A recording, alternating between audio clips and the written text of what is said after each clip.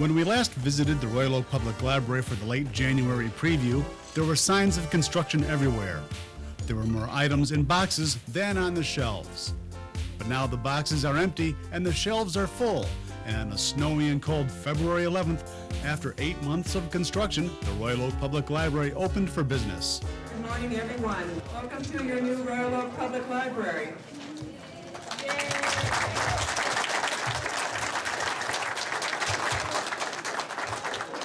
The library board, the library staff, and I are very, very happy to see all of you coming back.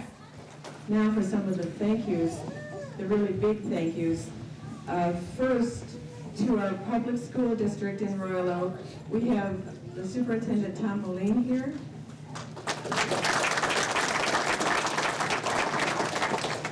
His principal at Kimball High School, Tom Neville, and the media specialist, Leslie Rosenbaum, opened their doors to us.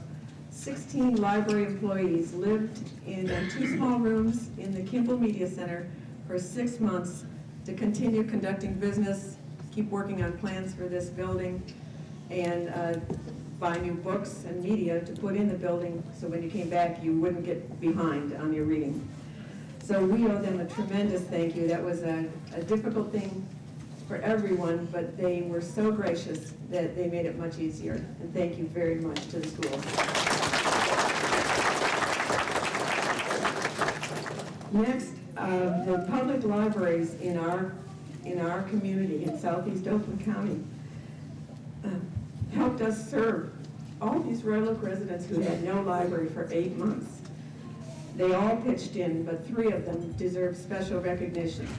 Berkeley Public Library is represented by Celia Morse, the director.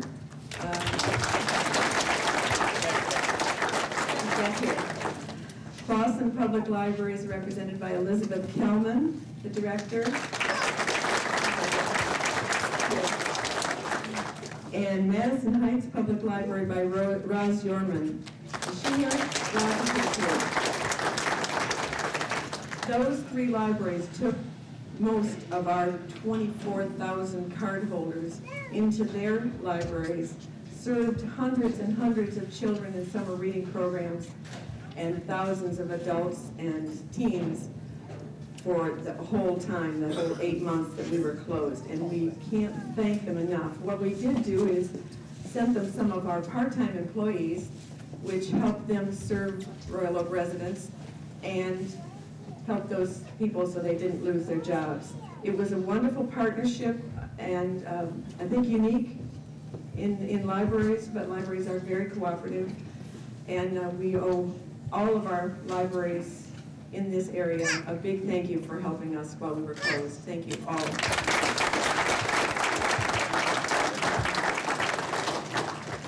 Now to the thank yous to get the building done.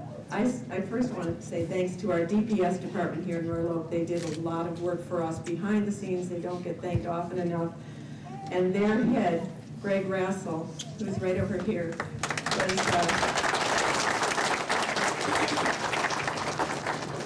he was our owner's project manager. He was the city's representative on this project to make sure it got completed. He worked very closely with the construction company. And the other city department that was very, very helpful to us was the Information Systems Department, and Scott Newman is standing right next to Greg.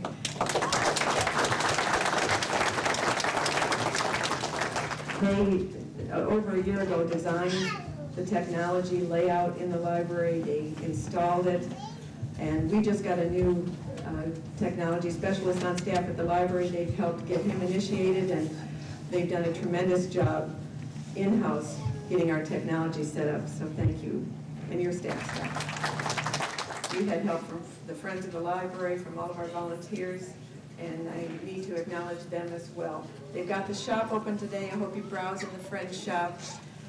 And now, I'm going to give it to our mayor for his remarks. Thank you, Carol. There's not much left to say. She has it all down here in 3 or 4 pages. What I did want to say is it wasn't too long ago that the continued existence of this library in this city was in question. The city of financial issues, as we always do, and one of the things that was on discussion was the elimination of the library. This community came forth and said, no, we will support this library. And they did so in the form of a millage that will help us operate this library into the next 20 years and also finance this improvement of the library. I began to feel, along with the board, that certainly the citizens in Royal Oak deserve something better than a 1962 building to which nothing hardly had ever been done to it since it was built. It has not been an easy road that we traveled to get to this point today. But through the generosity of the citizens of Royal Oak, their willingness to be taxed, we can present to you today this library, which has a brand new roof, state-of-the-art heating and cooling, new windows, a greater capability for computers. We're going to get a lot more computers too. We have an absolutely delightful children's department. You've got to go down there. It's just absolutely wonderful. And we also have a beautiful new modern decor which allows this library, I feel, to become part of the 21st century. Our heartfelt thanks go out to every one of you for allowing us to do this and to bring this opportunity to the city. So enjoy your new library and enjoy this day, and thank you very much. There was food, magicians, and even Curious George was on hand. But George wasn't the only curious one, and the magic of the renovation caught everyone's attention. The improvements are more than just skin deep. This is truly a library for the 21st century. Upstairs, the circulation desk and magazine media area has been upgraded. Serious readers will find more quiet study areas and small conference rooms. There are more computers for greater access to the internet. The local history study room is bigger and better laid out than ever before. Downstairs, you'll find a vastly improved young people's area, featuring a new craft room and a new activity center. And yes, more computers. You too are invited to explore the new Royal Oak Public Library. The library is open daily, Monday through Thursday from 10 a.m. to 9 p.m. Fridays and Saturdays from 10 a.m. to 6 p.m.